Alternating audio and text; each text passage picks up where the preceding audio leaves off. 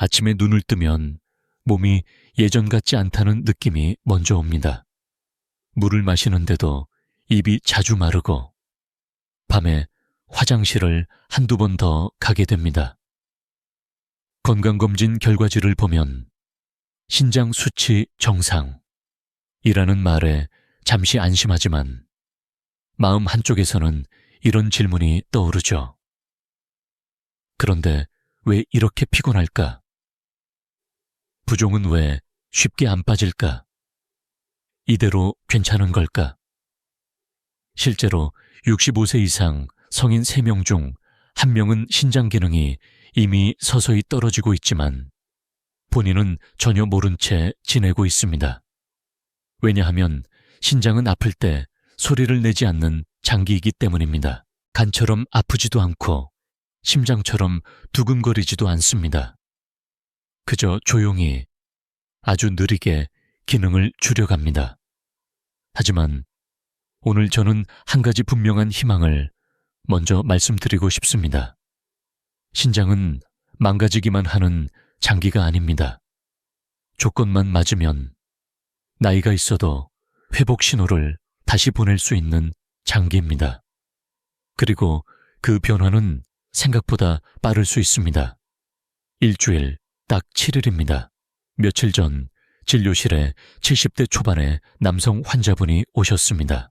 의사 선생님, 수치는 정상이라는데 몸이 점점 무거워요. 이분은 매일 물도 충분히 마시고 짠 음식도 줄이고 나름대로 최선을 다하고 계셨습니다.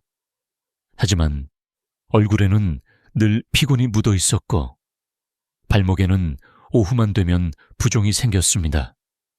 검사 수치는 괜찮다고 말했지만 몸은 분명히 다른 신호를 보내고 있었습니다. 신장은 수도 필터와 비슷합니다.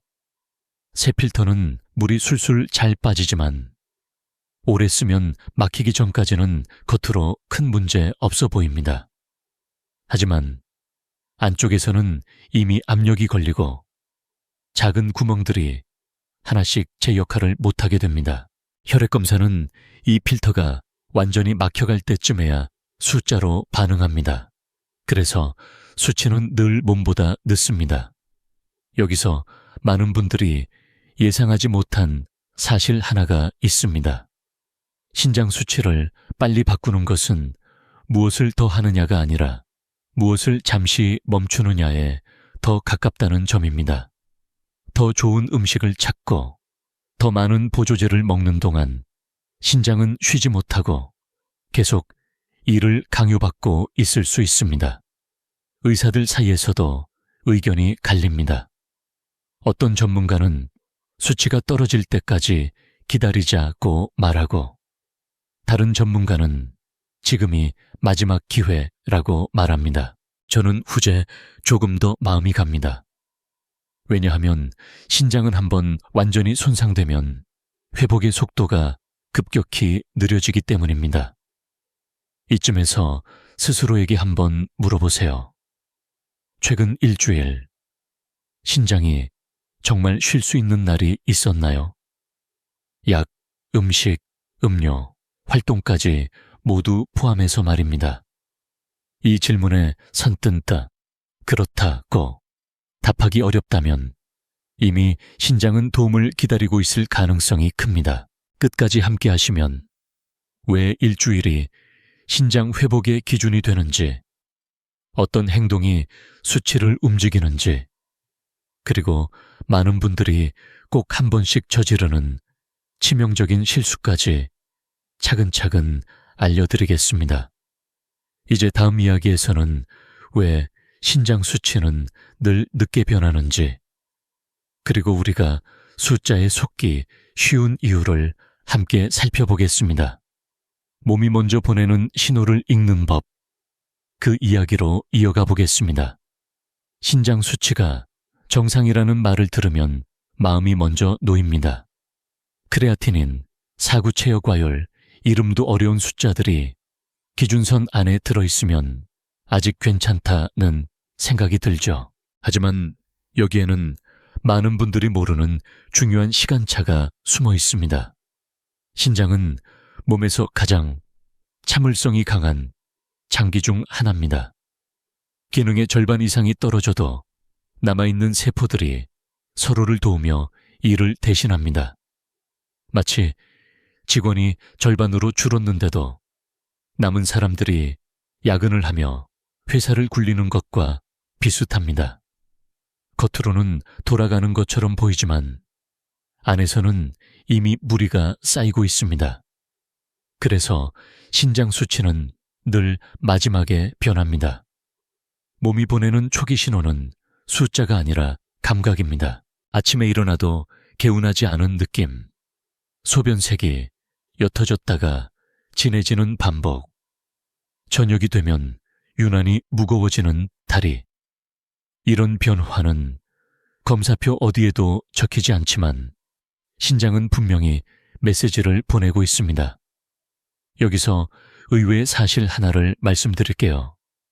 신장 기능이 떨어질수록 혈액검사 수치는 오히려 안정적으로 보일 수 있습니다. 왜냐하면 근육량이 줄어들면 크레아티닌이라는 수치 자체가 덜 만들어지기 때문입니다. 즉, 수치가 괜찮다고 안심했는데 실제로는 노화와 함께 신장 여유가 줄고 있는 경우도 많습니다. 이 점에서 전문가들 사이에 늘 논쟁이 있습니다. 수치 중심으로 볼 것인가? 증상 중심으로 볼 것인가? 전통적인 접근은 숫자를 중시합니다. 반면 최근에는 생활 신호와 혈류 상태를 함께 보자는 의견이 점점 힘을 얻고 있습니다. 저 역시 진료실에서 후자의 중요성을 점점 더 크게 느끼고 있습니다. 잠깐 여기서 스스로를 점검해 보세요. 검진 결과는 괜찮은데 몸의 컨디션은 5년 전보다 분명히 떨어졌나요? 회복이 느리고 피로가 오래가고 부종이 예전보다 쉽게 생기나요? 그렇다면 숫자보다 몸의 이야기를 먼저 들어야 할 시점일 수 있습니다. 신장이 힘들어질 때 가장 먼저 줄이는 것은 노폐물 배출이 아니라 여유입니다. 최소한의 일만 남기고 회복과 정화의 기능을 뒤로 미룹니다. 이 상태가 길어지면 어느 날 갑자기 수치가 급격히 변하면서 왜 이렇게 갑자기 나빠졌을까요? 라는 질문을 하게 됩니다. 하지만 신장 입장에서는 이미 오래전부터 예고된 결과였던 셈입니다. 그래서 일주일이라는 시간은 의미가 있습니다. 신장이 더 망가지기 전에 잠시라도 부담을 덜어주면 몸은 숫자보다 먼저 반응하기 시작합니다. 소변의 느낌이 달라지고 아침의 무거움이 조금 가벼워지고 부종이 생기는 시간이 늦춰집니다. 이 변화가 바로 아직 회복 여지가 있다는 신호입니다. 이제 다음 이야기에서는 실제로 단 7의 변화로 몸이 어떻게 달라졌는지 한 환자의 경험을 통해 더 현실적으로 느껴보려고 합니다. 숫자보다 먼저 달라진 그 신호들 함께 들어보시죠. 그분은 특별히 아픈 곳이 없다고 말했습니다. 혈압도 큰 문제 없고 당뇨도 경계선 수준이었습니다. 그래서 더 불안했습니다. 딱히 아픈 데는 없는데 그냥 점점 기운이 없어요. 이 말은 신장이 보내는 아주 전형적인 신호이기 때문입니다. 70대 중반의 여성 환자분 이야기입니다. 이분은 매년 건강검진을 빠짐없이 받았고 항상 연령 대비 양호라는 말을 들어왔습니다. 그런데도 하루가 다르게 피로가 쌓였고 저녁이면 발등이 꽉 낀 느낌이 들었습니다. 양말 자국이 점점 더 오래 남기 시작했죠. 처음엔 본인도 대수롭지 않게 넘겼습니다. 나이가 들면 다 그렇지 뭐. 하지만 어느 날 평소보다 소변이 유난히 거품이 많다는 걸 느꼈습니다. 그때서야 마음이 불안해져 병원을 찾았습니다. 검사 결과는 역시 정상 범위. 이분은 오히려 더 혼란스러워졌습니다. 여기서 제가 먼저 한 말은 숫자 말고 일주일만 몸을 바꿔봅시다 였습니다. 약을 늘리기 전에, 식단을 극단적으로 바꾸기 전에 신장이 쉴 수 있는 조건부터 만들어 보자고 제안했습니다. 그 일주일 동안 바뀐 것은 많지 않았습니다. 먹는 양을 줄이지도 않았고 새로운 건강식품을 추가하지도 않았습니다. 오히려 몇 가지를 중단했습니다. 저녁 늦은 시간에 간식, 수시로 마시던 건강차, 그리고 필요 이상으로 챙기던 진통제였습니다. 신장 입장에서는 하루 종일 울리던 알람을 잠시 꺼준 셈이었습니다. 3일째 되는 날, 이분은 가장 먼저 소변 느낌이 달라졌다고 했습니다. 냄새가 덜하고 아침 첫 소변이 전보다 맑아졌다는 겁니다. 이건 단순한 기분 문제가 아닙니다. 신장이 밤사이 정리할 여유를 조금이나마 되찾았다는 신호일 수 있습니다. 5일째, 저녁 부종이 확실히 줄었습니다. 양말 자국이 예전처럼 깊게 남지 않았고 다리를 만졌을 때 묵직한 느낌도 덜했습니다. 몸이 먼저 반응하고 있었습니다. 아직 숫자는 변하지 않았지만 회복의 방향은 분명했습니다. 흥미로운 점은 이분이 배가 덜 더부룩하다고 표현한 부분입니다. 신장은 장과도 밀접하게 연결돼 있습니다. 노폐물이 잘 처리되지 않으면 복부 팽만과 불평함으로 이어지기도 합니다. 이 증상이 줄었다는 건 혈액순환과 여과 리듬이 조금씩 정돈되고 있다는 의미일 수 있습니다. 물론 모든 의사가 이런 접근에 동의하지는 않습니다. 일주일로 뭘 알 수 있느냐는 의견도 있습니다. 하지만 저는 이런 질문을 되돌려 드립니다. 그럼 지금까지 몇 년 동안 신장이 쉴 시간을 준 적은 있었나요? 짧은 회복의 창이라도 주지 않으면 변화는 절대 시작되지 않습니다. 여기서 중요한 질문을 하나 드리고 싶습니다. 만약 당신이 이분이라면 몸의 이런 신호를 기분 탓으로 넘기시겠습니까? 아니면 회복의 가능성으로 받아들이시겠습니까? 다음 이야기에서는 왜 많은 분들이 열심히 관리할수록 오히려 신장을 더 지치게 만드는지 가장 흔한 착각 하나를 짚어보겠습니다.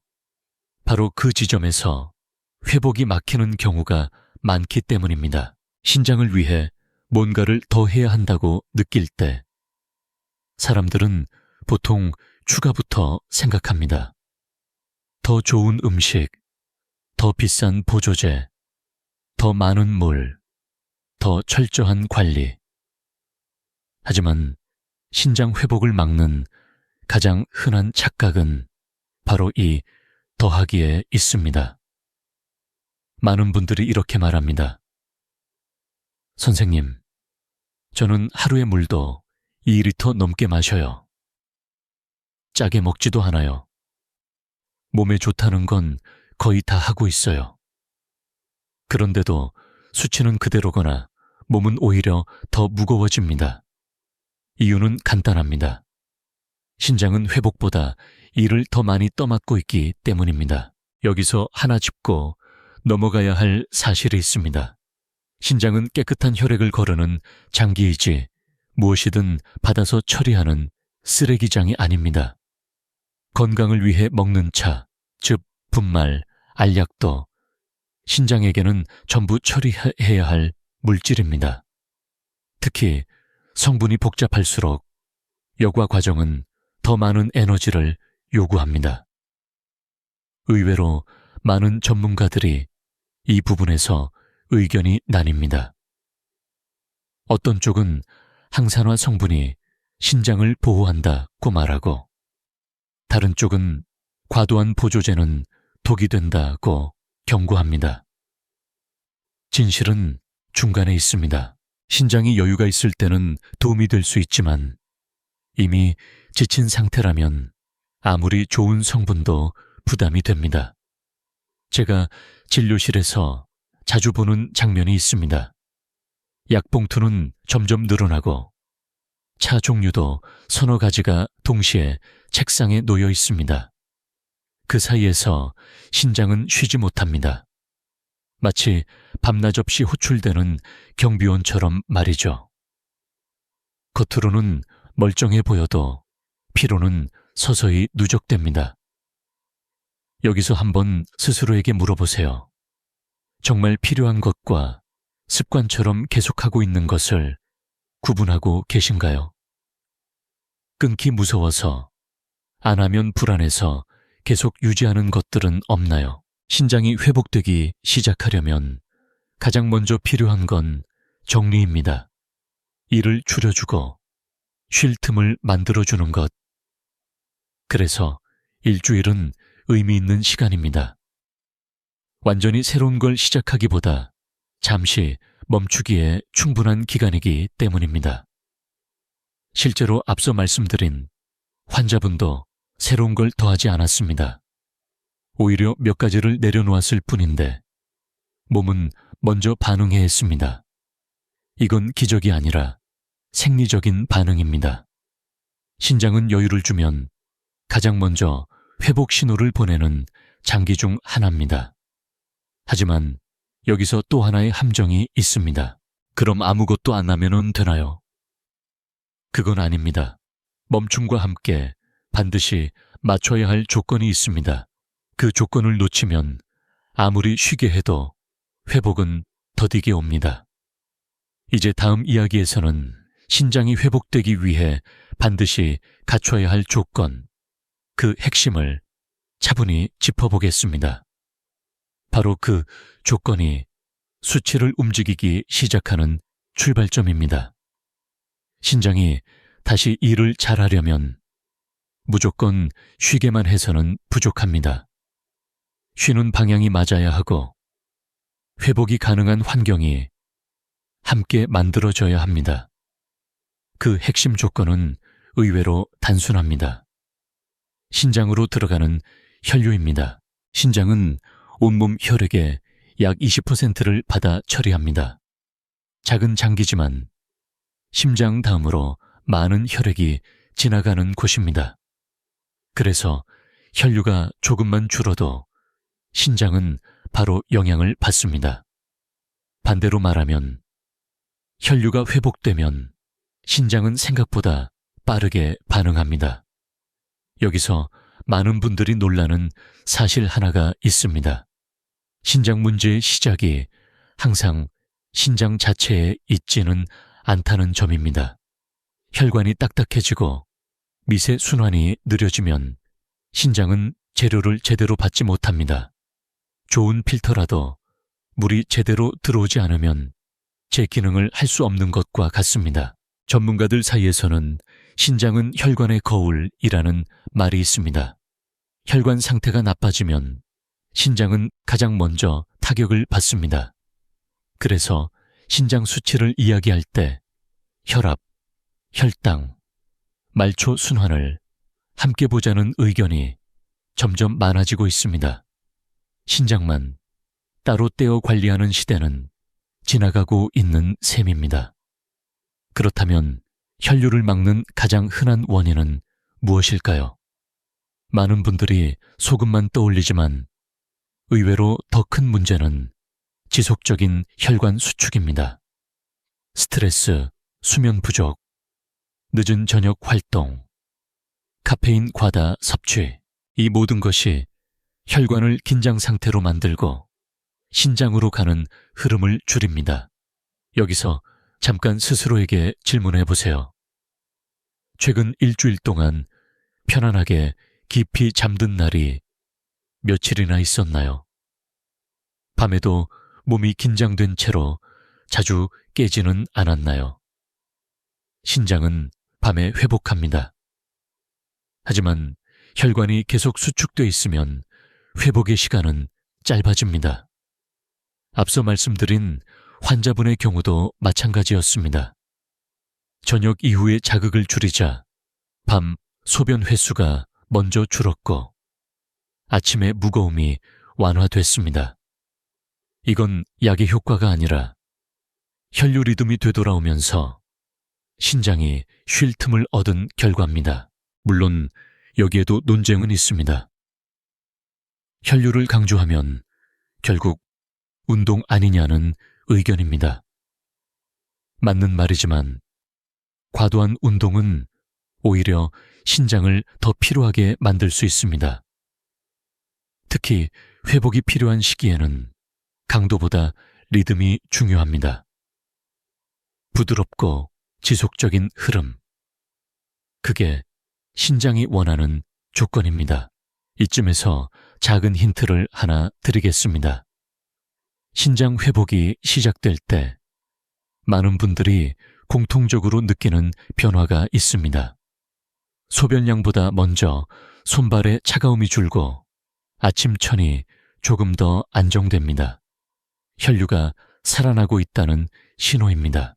이제 다음 이야기에서는 이 혈류 조건을 하루 중 언제, 어떤 습관으로 만들 수 있는지 가장 중요한 아침의 역할을 살펴보겠습니다.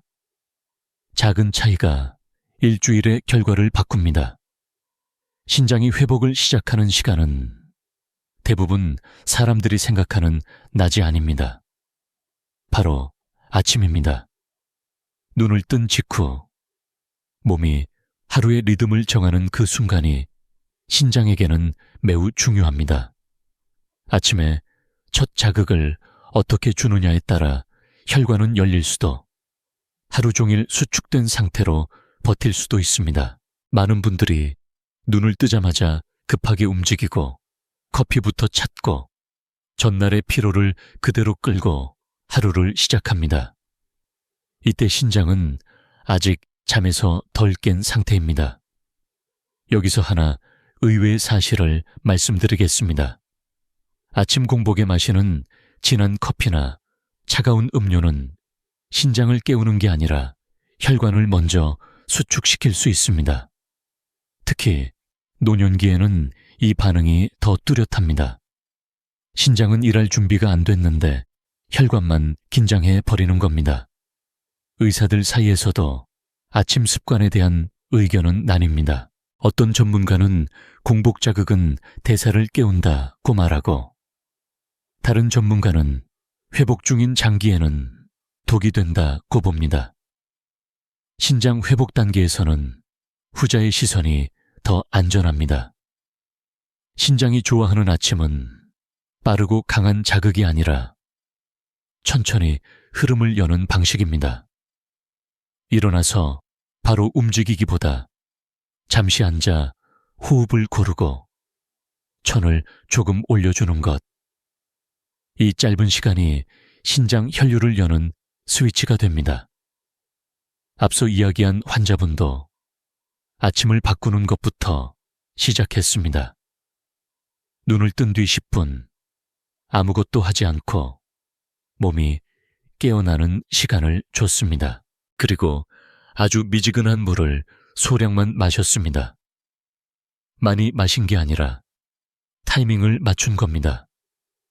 3일째부터 나타난 변화는 의외였습니다. 아침에 손이 덜 차갑고 기상 후 어지러움이 줄었다고 했습니다. 이건 신장이 직접 좋아졌다기보다 혈관 반응이 달라졌다는 신호입니다. 그 결과로 신장은 일할 준비를 차분히 시작합니다.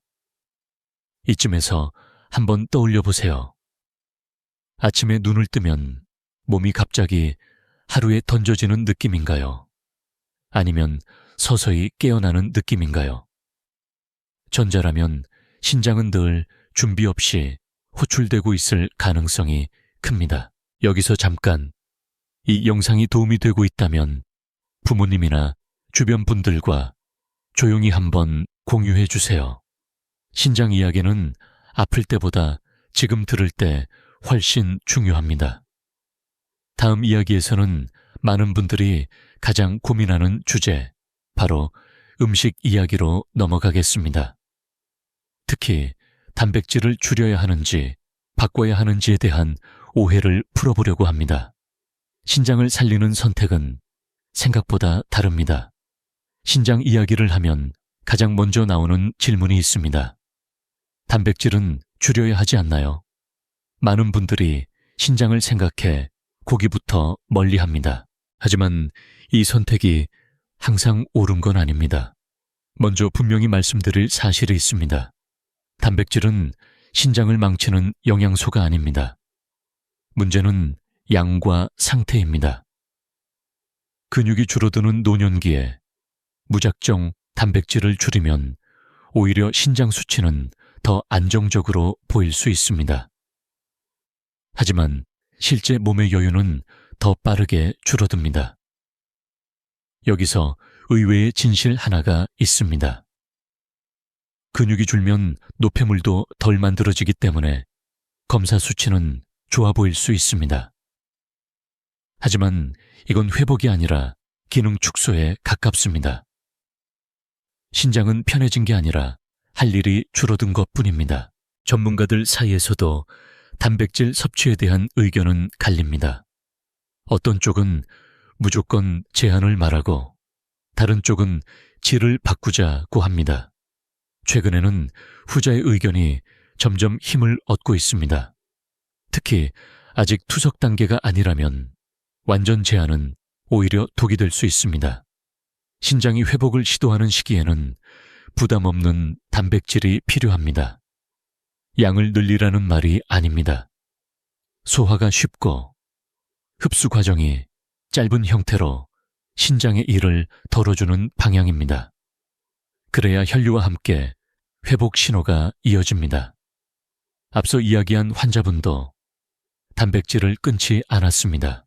다만 저녁 늦은 시간에 무거운 단백질을 줄이고 아침이나 낮에 소량으로 나눴습니다. 그 결과 속 더부룩함이 먼저 줄었고 밤 소변도 안정됐습니다. 여기서 한번 스스로에게 질문해 보세요. 단백질을 줄이고 나서 기운이 더 없어진 느낌은 없었나요? 계단 오르기가 더 힘들어지고 회복이 느려지지는 않았나요? 그렇다면 신장보다 먼저 근육과 혈류가 약해지고 있을 가능성도 있습니다. 물론 모든 사람에게 같은 기준을 적용할 수는 없습니다. 이미 신장 기능이 많이 떨어진 경우에는 의료진의 관리가 필요합니다. 하지만 많은 분들이 그 이전 단계에서 과도한 두려움으로 몸을 더 위축시키고 있습니다. 다음 이야기에서는 단백질보다 더 많은 분들이 놓치고 있는 요소, 바로 전문가들 사이에서도 의견이 갈리는 관리 기준을 조금 더 깊이 살펴보겠습니다. 신장 회복 속도가 사람마다 다른 이유, 그 배경을 함께 보겠습니다. 신장 관리에 대한 이야기를 듣다 보면 서로 다른 조언 때문에 혼란스러워질 때가 많습니다. 어떤 의사는 단백질을 줄이라고 하고 다른 의사는 혈류가 먼저라고 말합니다. 이 차이는 단순한 의견 차이가 아니라 바라보는 기준의 차이에서 옵니다. 전통적인 신장 관리는 수치 중심입니다. 크레아틴인, 사구체역과율, 단백뇨. 이 숫자들이 기준선을 벗어나면 그때부터 적극적인 개입을 시작합니다. 이 접근은 이미 손상이 진행된 단계에서는 분명히 필요합니다. 하지만 최근에는 다른 시선이 점점 주목받고 있습니다. 바로 기능의 흐름을 보는 관점입니다. 혈류, 수분 분배, 회복 리듬. 수숫자가 흔들리기 전 이 흐름이 먼저 무너진다는 사실이 여러 연구와 임상 경험으로 쌓이고 있습니다. 여기서 하나 흥미로운 사실을 말씀드릴게요. 같은 신장 수치를 가진 사람이라도 생활 반응은 완전히 다를 수 있습니다. 어떤 사람은 조금만 관리해도 부종과 피로가 빠르게 줄고 어떤 사람은 아무리 조심해도 몸이 잘 반응하지 않습니다. 이 차이를 만드는 게 바로 혈관과 자율신경의 반응성입니다. 전문가들 사이에서도 이 부분에 대한 논쟁은 계속됩니다. 아직 근거가 부족하다는 의견과 이미 충분한 임상 힌트가 있다는 의견. 저는 진료실에서 후자의 무게를 더 자주 느낍니다. 왜냐하면 숫자는 그대로인데 몸이 분명히 달라지는 분들을 너무 많이 보기 때문입니다. 잠깐, 여기서 당신에게 질문 하나 드리겠습니다. 같은 음식을 먹고 같은 약을 써도 예전보다 회복이 느려졌다고 느끼시나요? 그렇다면 문제는 방법이 아니라 몸의 반응성일 수 있습니다. 신장은 혼자 일하지 않습니다. 혈관, 심장, 신경계와 끊임없이 대화를 나눕니다. 이 연결이 어긋나면 신장은 안전 모드로 들어가 최소한의 기능만 유지합니다. 이 상태에서는 아무리 좋은 관리도 효과가 더디게 나타납니다. 그래서 일주일 변화의 핵심은 모든 걸 바꾸는 게 아니라 이 연결을 다시 맞추는 데 있습니다. 과한 자극을 줄이고 리듬을 회복하고 혈류를 열어주는 것. 이 간단한 조정만으로도 신장은 다시 해볼 수 있다는 신호를 보내기 시작합니다. 이제 다음 이야기에서는 많은 분들이 전혀 의식하지 못한 채 신장 수치를 흔들고 있는 숨은 자극들을 살펴보겠습니다. 약보다도 음식보다도 먼저 점검해야 할 부분입니다. 신장 수치를 흔드는 가장 무서운 요소는 눈에 띄게 해로운 것이 아닙니다. 오히려 괜찮다고 생각했던 것들입니다. 매일 반복하지만 문제라고 느끼지 못했던 자극들. 그것들이 신장을 가장 오래 붙잡고 있습니다. 대표적인 것이 진통제입니다. 두통, 관절통, 허리 통증. 나이가 들수록 이 약들은 생활의 일부가 됩니다. 하지만 많은 분들이 모르는 사실이 있습니다. 진통제는 통증을 줄이기 전에 먼저 신장 혈류를 줄일 수 있습니다. 특히 연속적으로 사용할 경우 신장은 늘 긴장 상태에 놓입니다. 여기서 의외의 사실 하나를 말씀드릴게요. 가끔 먹는 진통제는 괜찮다는 말이 항상 안전을 의미하지는 않습니다. 신장이 이미 피로한 상태라면 소량도 누적 부담이 될 수 있습니다. 이건 개인차가 아니라 현재 신장의 여유 문제입니다.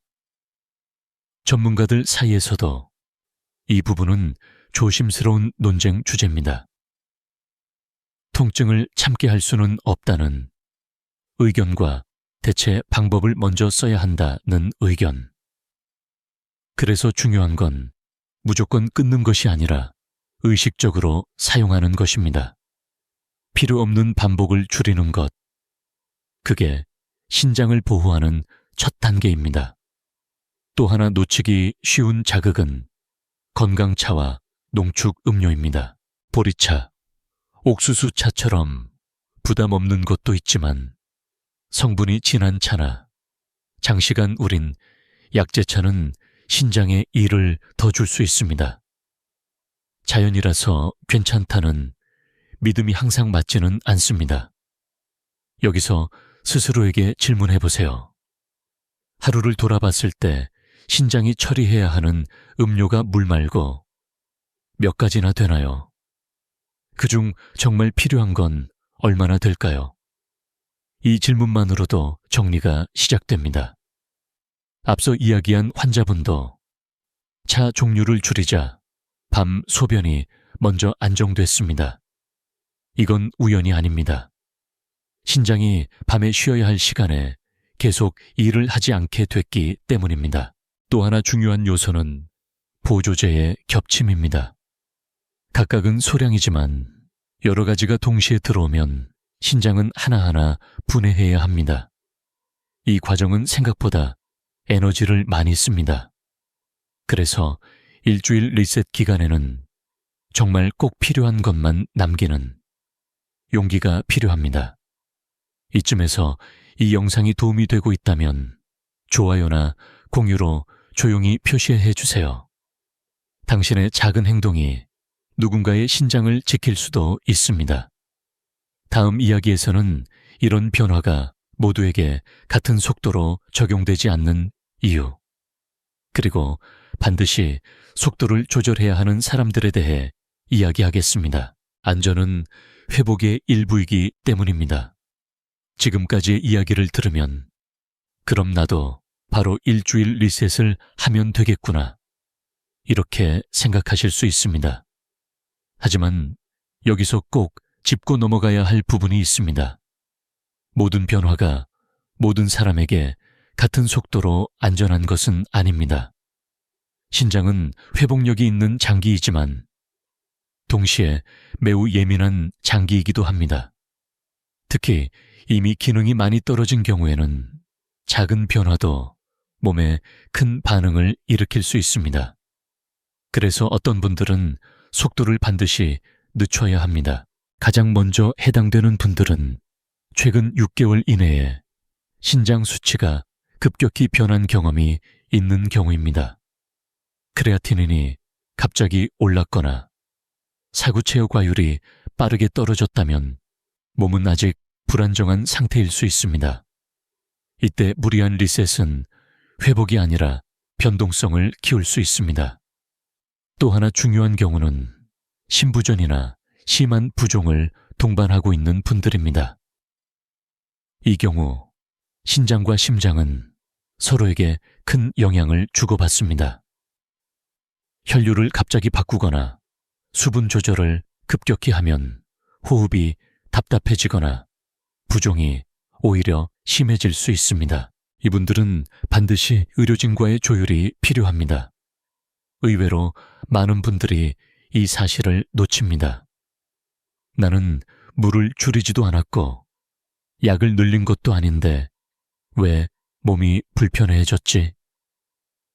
이 질문의 답은 변화의 속도에 있습니다.